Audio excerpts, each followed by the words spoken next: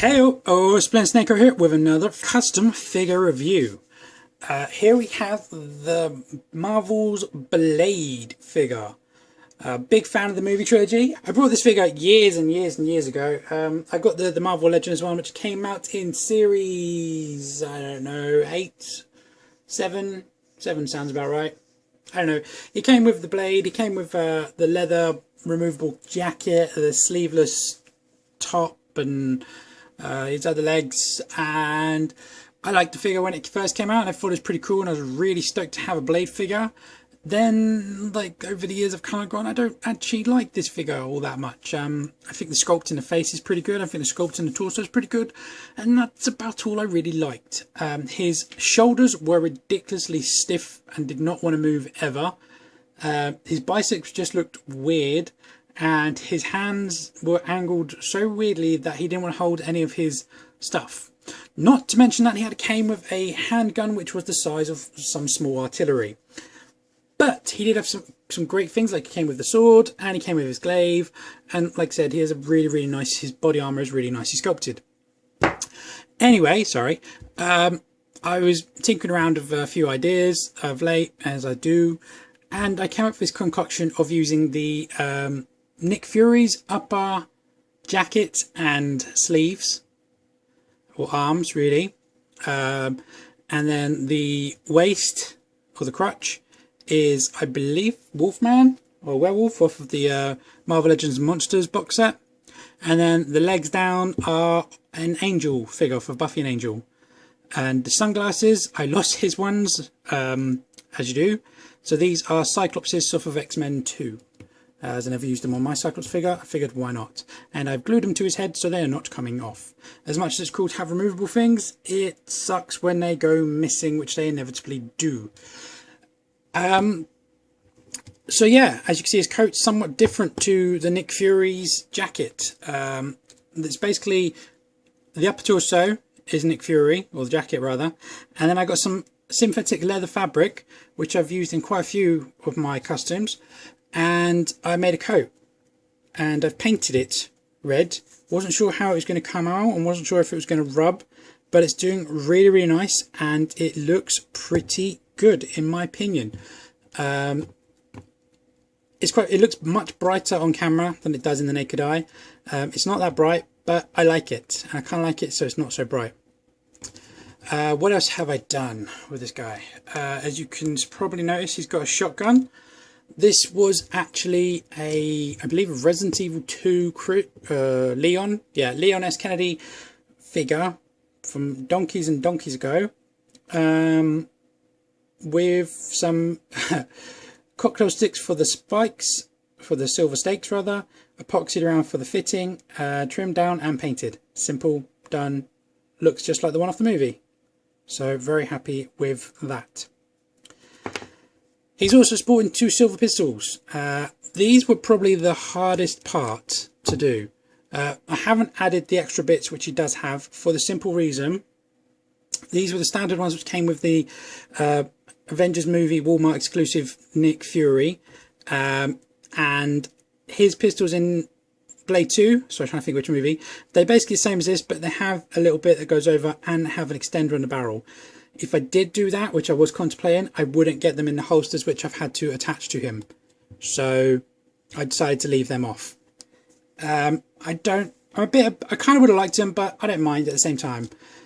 I like how they look, and I'm happy that I managed to get them in there. I've had to really slim down those holsters, which again were Nick Fury's. I tried having a separate piece, a floating piece for his holsters, so I could actually remove his jacket and take them out if I wanted.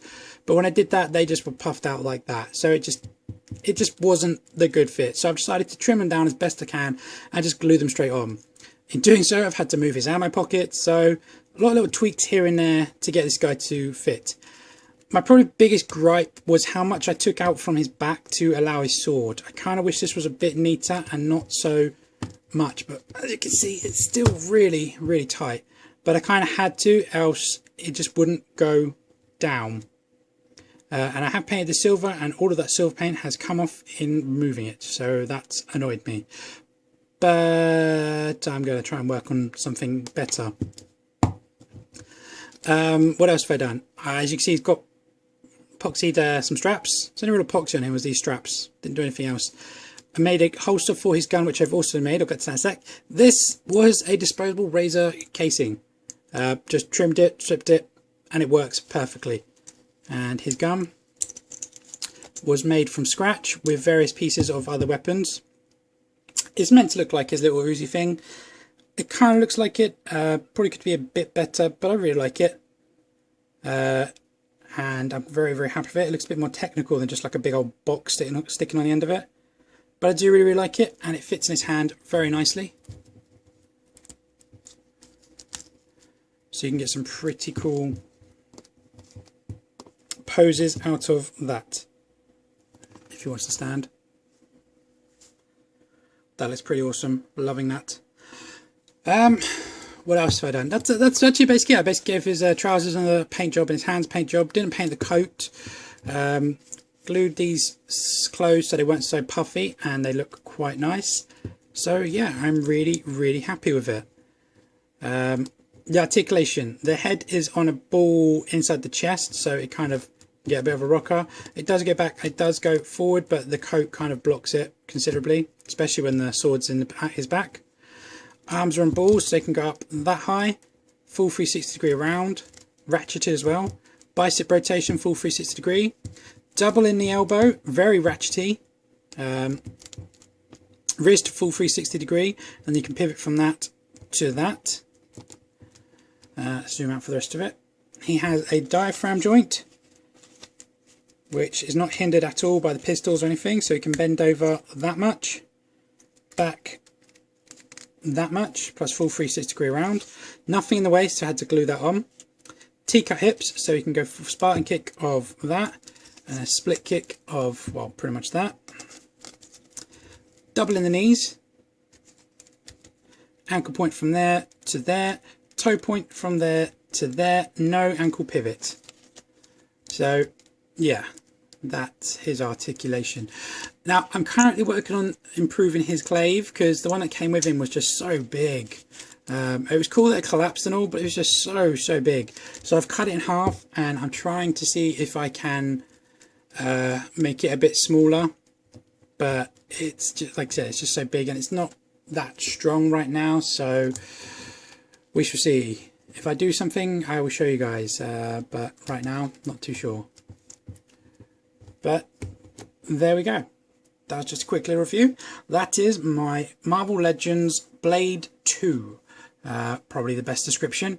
And I've got his little bike, which actually came with the figure in the background, which, when it stands side by side, looks titchy. Before I do come off there, as I was saying about his legs, which I have here, these are his old legs, and I just didn't like how they looked. Plus, they're very, very ratchety. Didn't like how they looked. So I much prefer these ones. His trousers were a lot neater in the second movie. In the first one, he had those like shelly kind of weird things. But yeah, anyway guys, I hope you guys liked my little review. I'm so happy to have got this guy finished. As per usual, please leave your comments below, please subscribe, and I will catch you guys later. Bye bye.